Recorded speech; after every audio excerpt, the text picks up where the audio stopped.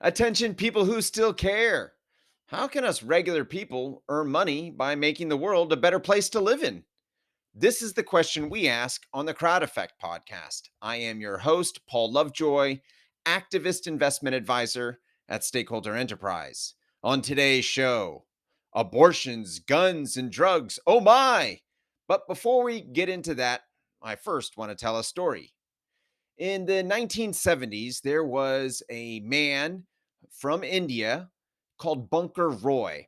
Now, Bunker, he grew up in a privileged family, went to all the best schools, and after completing his education, he followed in his father's footsteps by becoming a civil servant for the Indian government. Now, Bunker quickly became disillusioned with the bureaucracy and this reliance on other people to solve problems when these people really didn't have the passion to solve any of these problems. So he decided to take things into his own hands when it came to addressing this basic lack of amenities and education for communities in rural areas.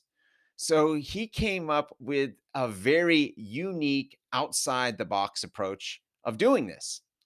He founded what is called today the Barefoot College, and he enlisted illiterate rural women and educated them to becoming solar engineers. He taught these women, totally illiterate, to become these solar engineers. Crazy.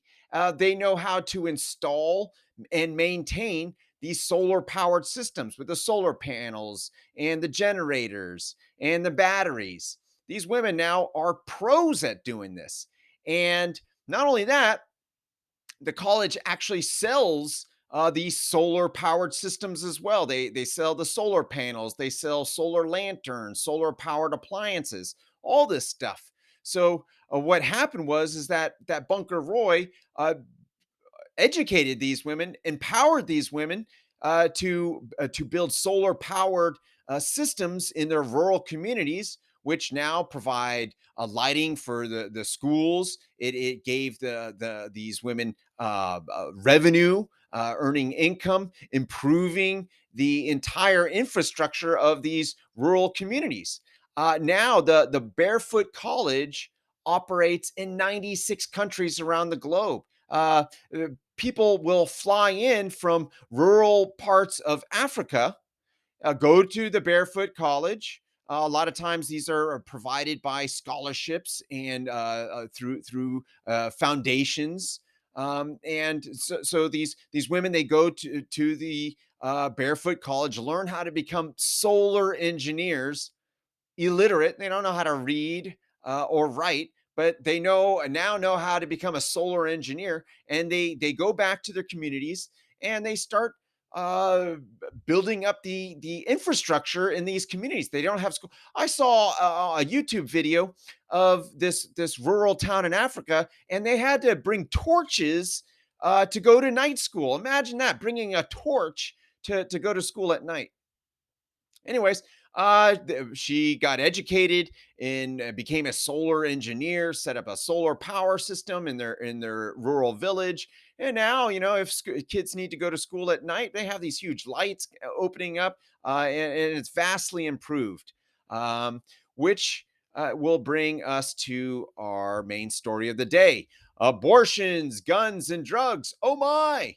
Now, governments, they are really good when it comes to supply, but they're terrible when it comes to demand. Markets, on the other hand, economic markets, they're very good with addressing demand. So think about the evolution of how we are entertained. We like to visually be entertained. So for hundreds, even thousands of years, we physically had to go to like a theater or maybe a street performer to actually watch someone entertain us. Well, that all changed when movies came along. Then we had to go to a movie theater, and there was a demand, and so all these movie theaters popped up. And then VCRs came.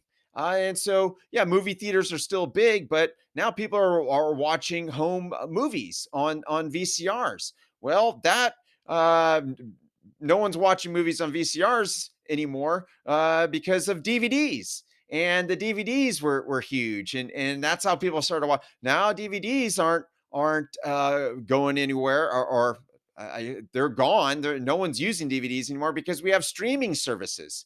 And has streaming services affected the attendance of plays? Yeah, I would think so.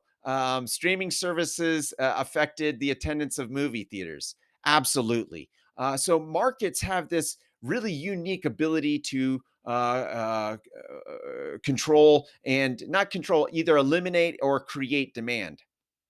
Now, governments, on the other hand, through laws and regulations, they all they can really do is focus on the supply. So let's take abortions, guns, and drugs. Oh my!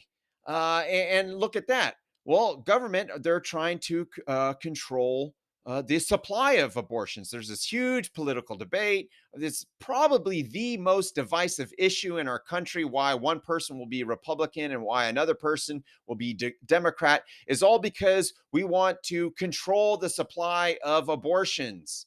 Now, through a market based approach, we wouldn't be looking at controlling abortions. Instead, we'd be focusing on eliminating the demand for abortions.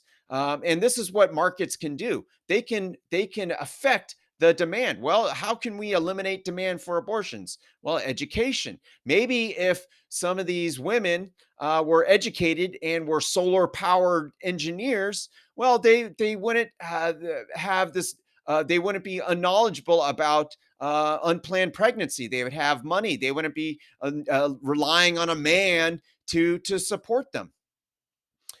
So this is the effect that the market has. Same thing can be said about guns. Many states they look to control the supply of guns, and some certain guns are outlawed in some states. Other guns they're not. But there's the supply. Why not look to eliminate the demand for guns? Now, again, uh, when you're poor, you're more likely to commit crimes. That's a fact. Not only are you more likely to commit crimes, you're more likely to be a victim of a crime.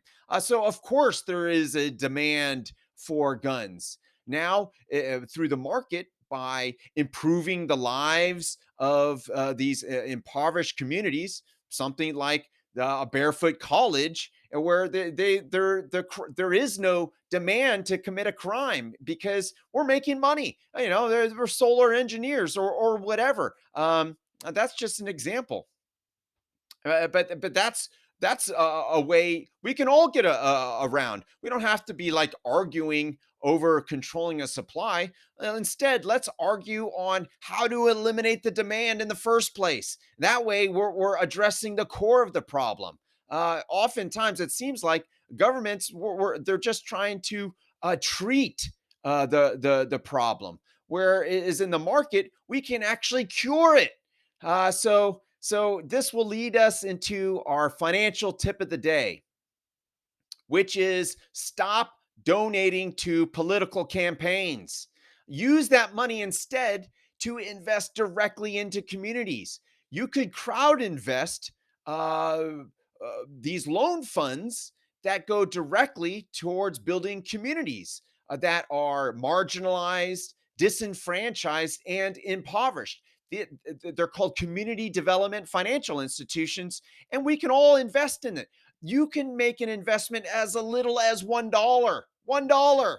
And if you're donating $200 to a political campaign and you want this politician to improve communities, well, let's cut out the middleman and invest directly into the communities in the first place. On top of that, you have a chance to get a modest return on your investment instead of just blowing your money on some politician hoping that they're going to win. You're actually having an effect on improving the community. um, So that's our show for today. My name is Paul Lovejoy. I am a crowd investor, and I see you are one too.